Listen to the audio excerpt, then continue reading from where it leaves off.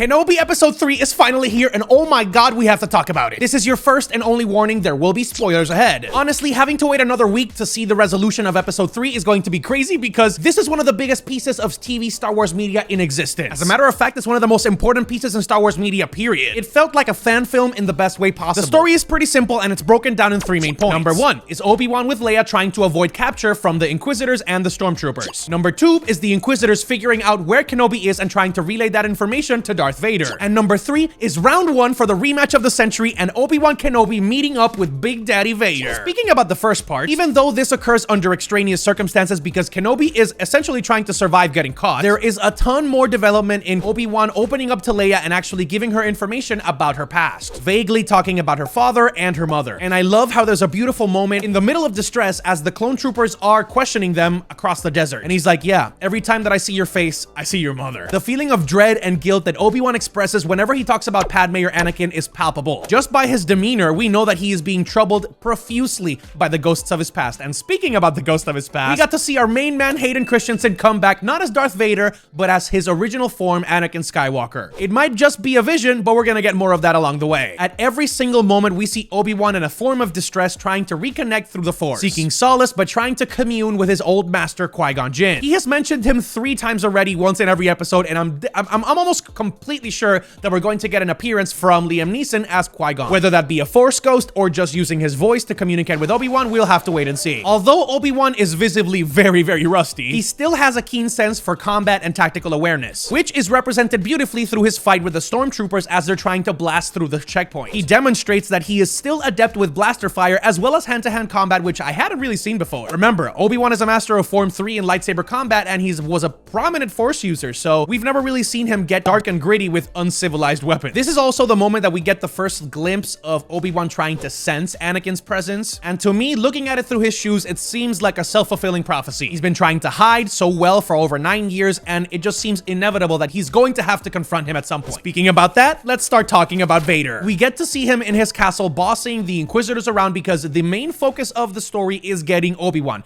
He doesn't care about the Grand Inquisitor at all. Thankfully, he is voiced by the amazing James Earl Jones, who did the voice of Darth Vader throughout all of the original trilogy. In those moments, we get to see that Anakin is truly a monster. He is intensely manipulative, telling Reva that if she wants the post of Grand Inquisitor, which is now obviously vacant, she has to find Kenobi. But if she fails, she will not live to tell the tale. There is a reason she is the 3rd sister. The 2 previous ones have all been, sent to the Shadow Realm. The 5th brother and the 3rd Inquisitor are also showing some signs of emotion. They're all trying to compete for Vader's attention, and that all leads to them finding Obi-Wan Kenobi is in a specific mining planet, and them going with Vader to try to confront him. That first moment where you see Vader walking out of the shadows is just beautiful. And the cool thing is that Obi-Wan is hiding in the same town and he's looking at him, but he still can't do anything about it. Speaking of, this is one of the best moments in all of Vader canon, lore, everything. He obviously knows that Obi-Wan is hiding out somewhere and he has to lure him out. And by doing so, he literally goes on a Michael Myers style rampage. It don't matter if it's kids, family members, if they're single or married. He literally goes through the entire town, choking everybody out like he's the Youngling Slayer 9000. No lightsaber, just menace to society. Obi-Wan has to see all of these lives being taken by his former Padawan through a window because he's truly impotent and cannot solve anything in this situation. You can truly see the look of a broken man that is appalled at the actions of his former apprentice. The episode essentially functions as a cat and mouse of Vader trying to find a way to lure out Obi-Wan. And then, the moment that we have all been waiting for, we finally get to see the rematch. Or at least the first round. Seeing Darth Vader ignite his lightsaber again and try to, hold back all of these angry sentiments is just amazing. He is calm, cool, calculating, and hell-bent on making Obi-Wan suffer. You know that he doesn't want to end this in one swoop. And for Obi-Wan, even though he takes out his lightsaber as soon as Vader ignites his, you can truly see the fear and dread in his eyes as he realizes that he has no means to truly stop Vader because his connection to the Force is interrupted as well. The pacing, the tone, and the practical effects that are leading up to this moment were on point throughout the entire episode. And I love the fact that we are carefully weaving narratives around the main attraction for the show, which is Vader versus Kenobi. Inquisitors, Leia, the Resistance itself, it's all interconnected interconnected. I definitely feel like this is the best episode story-wise out of the entire project. While I do feel that the middle of the episode struggles a bit and is a tad wobbly when it comes to the pacing. Because remember, we've had high paced ever since the get-go. The introduction of Vader, his relationship to the Inquisitors, his motives, and his intent to absolutely find Obi-Wan by any means necessary is an amazing sight to see. It was the true definition of Star Wars, and this introduction was expertly executed. Every single interaction that we see between Obi-Wan and Kenobi feels like something out of a fan film in the best way possible. I'm saying it again. It keeps the tension alive throughout the entire episode to the moment that they're actually going to, ignite their lightsabers and start going at it. It was like a dream come true for any Star Wars fan to see Vader and Obi-Wan finally clash. And speaking of the fight, here are my thoughts. Obi-Wan is visibly rusty, we already knew that. But the actual choreography felt really good. It was like a mixture of Rogue One and A New Hope, and obviously Vader is trying to, celebrate and salivate over this actual success of his. He's managed to find a way to lure out his old master and is now intent on giving him the full sense of pain that he's felt over 9 years.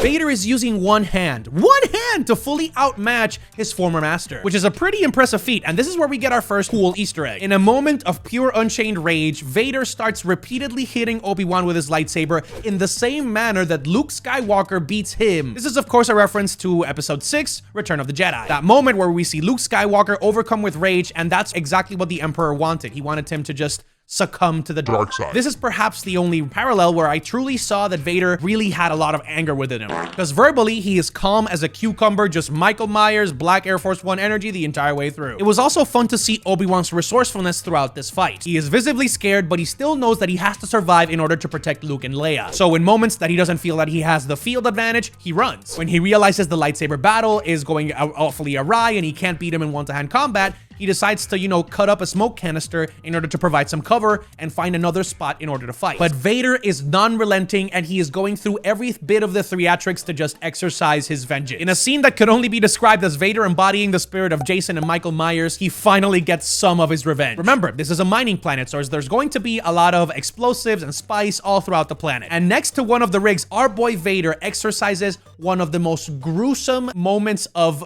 revenge and vengeance that we have seen in Star Wars ever. Anakin destroys an explosive rack of, I think, is spice, picks up Obi-Wan off the ground, lights it with its lightsaber, and proceeds to singe his master just as he did to him in Revenge of the Sith. While watching it, I was audibly gasping for air because I couldn't believe that it was happening. Even though I do feel that Obi-Wan got out in the best way possible because he didn't even get a single lock of hair singed. Only his arm and his torso.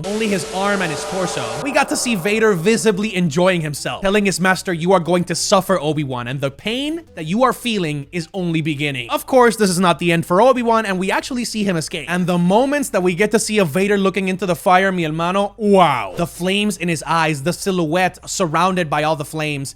It is poetic in the best way possible. The amount of memorable quotes that are going to be used in edits and memes is out of this world. I am what you made me. You will suffer, Obi-Wan. The years have made you weak. Vader is in his prime, and he's letting us know at every single turn. The coolest thing about this project, surprisingly, is that we know the final outcome of every single one of the characters, or at least the main ones. And although we get that context knowing that, okay, this can't be the final moment for them because we know that they have to show up in other projects, the reality is that it's really cool because it offers context into what has been happening over that time span that we didn't get to see. Keep in mind, we still have 3 episodes left, and we know that we are going to get some Clone Wars flashbacks, so we know that there's more Hayden Christensen to go, which means that Obi-Wan is also going to have some time to heal, reflect upon his duel, and hopefully commune with his other masters. He has to prepare in order to fully commit to a fight to defeat his former apprentice, survive, and then fulfill his mission of protecting Luke and Leia. So my prediction is that in the next 2 episodes, we are going to get a scene where Obi-Wan and Qui-Gon communicate. And of course, we're going to get one more final battle before master and apprentice part ways, and Obi-Wan is conscribed to the sands of Tatooine. Reva and the Inquisitors are taking a sideline, but it's important to see that they have actually had some development across the episode. In true Sith fashion, they are just competing for Vader's attention, and they're willing to backstab each other in order to get the role of Grand Inquisitor. And of course, at the ending of the episode, in order to entice Obi-Wan to come back, Reva is able to capture Princess Leia. It'll be cool to see if Vader actually recognizes that that is his daughter, but we shall wait and see. Overall, story-wise, this was the most compelling episode. I still can't believe that we have 3 more episodes, but I'm ready for each and every one of them. On the technical side, everything about this episode felt on point. I never felt distracted about what was going on screen. There was a solid tone and pacing kept throughout the episode, except for the middle a little bit, and I'm excited that we're exploring different aspects aspects of other characters, and we're not just focusing on Vader versus Kenobi the entire way. Moving forward, the biggest question is, how does Obi-Wan physically recover from his injuries? We know that they weren't harmful to him in A New Hope, so hopefully he gets some help. Another thing that has a huge question up in the air is, how is he going to prepare in order to fully defeat Anakin once again? He has to be a lot more ruthless and calculating and